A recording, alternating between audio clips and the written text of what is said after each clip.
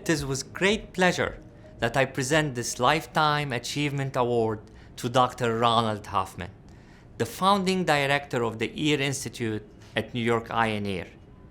We are forever in debt to Ron for his singular vision, responsible not only for the creation of the Ear Institute, but setting the standard for otology care regionally and nationally.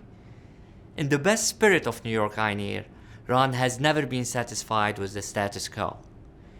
And throughout his lengthy career has shown unparalleled dedication to his patients and relentlessly pursued improvements in all his areas of specializations. He is not only a leader, but just a good human being, a quality which helped attract the best in the field to New York Eye and Ear and inspired countless trainees. He leaves behind a tremendous legacy of scientific discovery, leadership, and compassion. There are many people who feel gratitude to him, but since I'm the one giving out this award, I'll say it. Thank you, Dr. Hoffman, and congratulations. Congratulations, Ron. Thank you, George.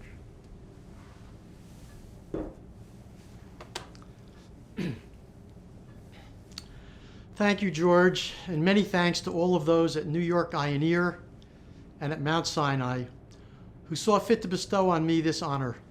I am greatly appreciative. It is always gratifying to have one's endeavors recognized. To be sure, many years of hard work went into the accomplishments that I have enjoyed. I would be remiss, however, if I didn't acknowledge the many individuals who have helped pave the way for my success. First and foremost is my wife of 51 years, Alice, who has been a constant source of encouragement and support. My many teachers and mentors, in particular Dr. Ken Brookler and Dr. Noel Cohen. My vision for an ear institute at the New York Eye and Ear Infirmary would never have come to fruition without the committed support of the New York Eye and Ear Infirmary administration, particularly Dr. Stephen Schaefer, Joe Corcoran, Alan Fine, and Charlie Figliosi. I owe a debt of gratitude to all of the members of the Ear Institute team whose dedication and hard work made me look so good for so many years. The adult and pediatric audiologists, the cochlear implant audiologists, the speech and language pathologists, the vestibular rehabilitation team, the educators, the social workers, and the committed support staff. I would like to recognize Dr. Jane Maydell, who conceived of a single center where children with hearing loss and their families could avail themselves of all necessary medical, surgical, and support services. And finally, to all of the surgeons who worked with me over the years on our team, Dr. Simon Parisier, Dr. Chris Lindstrom, Dr. George Alexiadis, and Dr. Anna Kim. I accept this award on behalf of all of these dedicated healthcare providers and support personnel who propelled our Ear Institute to excellence in patient care and clinical research. I am confident that the Ear Institute will continue to excel under the excellent leadership of Dr. Wana and the remarkable team that he has assembled. Thank you.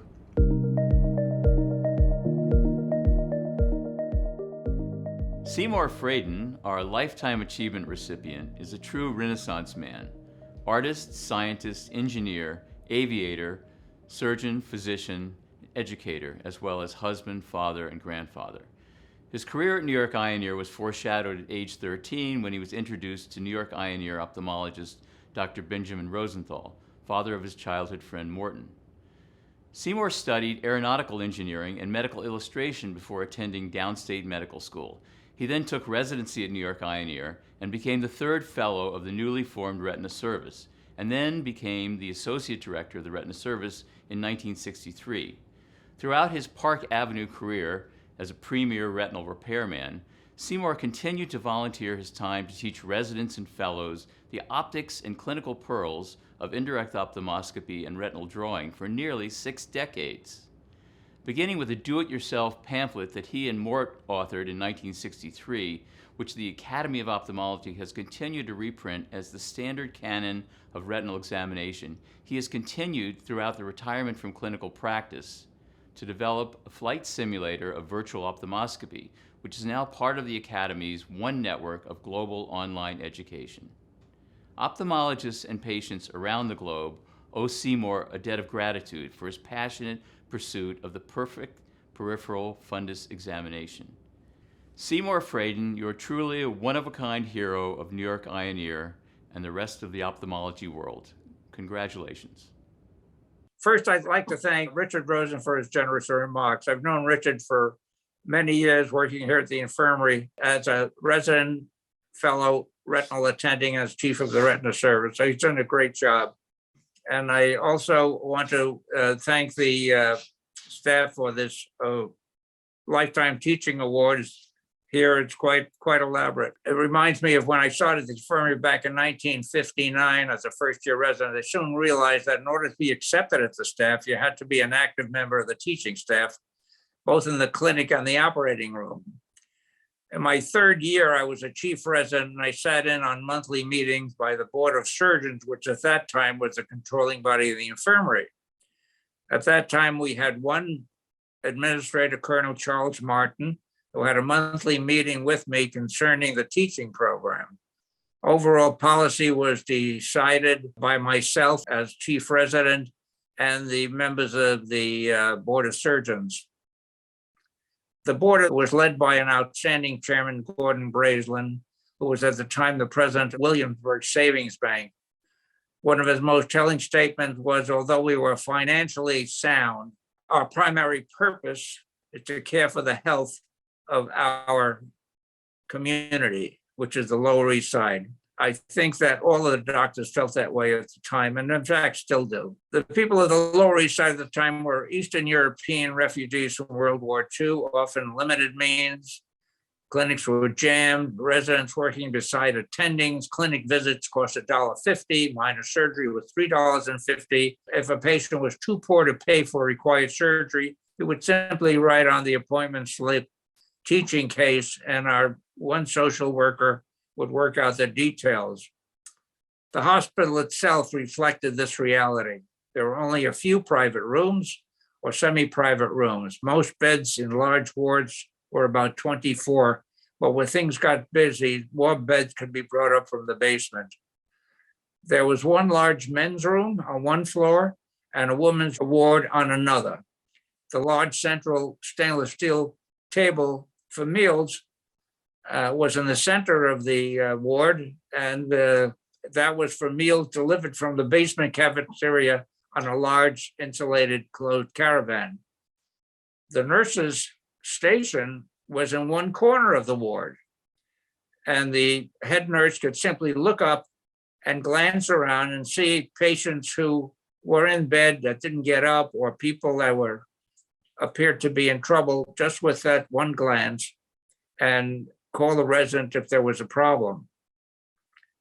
The patients were usually in for a week, and they just had iPads on their eyes or ears, and they talked to each other, and there was a lot of meetings and talking, and families meeting over the luncheon and around the central table. Under these limiting conditions, a room was found for a retinal specialist, our first specialty clinic, and that was Morton Rosenthal in 1957. By 59, the clinic was growing rapidly, and the success rate improved from a desperately poor 15% when I got there to over 80% in about a short few years. The teaching culture at the Infirmary clicked into gear and has not slowed since. We've been blessed with many great surgeons, teachers, leaders with vision that has made the Infirmary a most desired place to build a career. But it seemed to be only solitary because we were in the small Lower East Side. But the word grew, and the request for resident acceptance was very wide. So I'm honored to receive this award, but I realize that I stand on the shoulders of many worthy predecessors, including Joe Walsh, Tom Muldoon, and many others. I thank you for this award, and I thank you for this opportunity to express my feelings.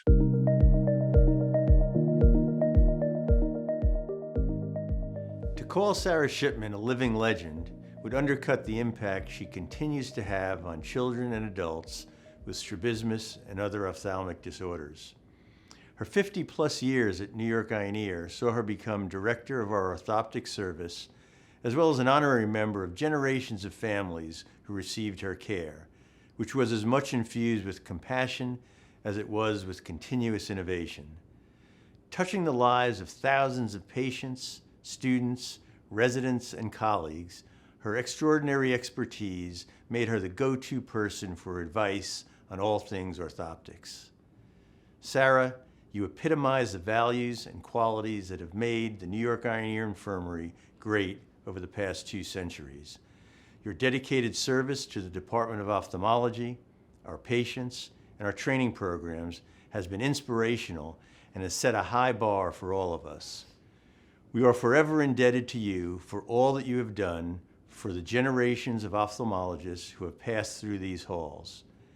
You are a true friend, a valued mentor, and a trusted colleague to all. I cannot imagine a more deserving honoree for this Lifetime Achievement Award.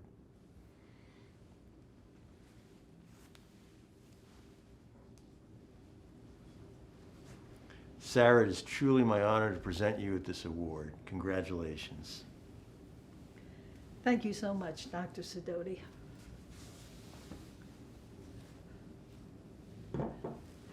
There are so many people to thank for helping me to earn this Lifetime Achievement Award.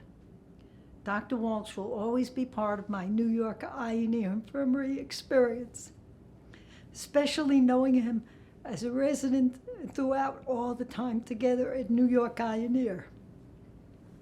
Thanks goes to all the ophthalmologists that I've worked with, to the residents who kept asking questions that made me a better orthoptist, and especially to all the orthoptists who supported me to do the best for the patients with strabismus.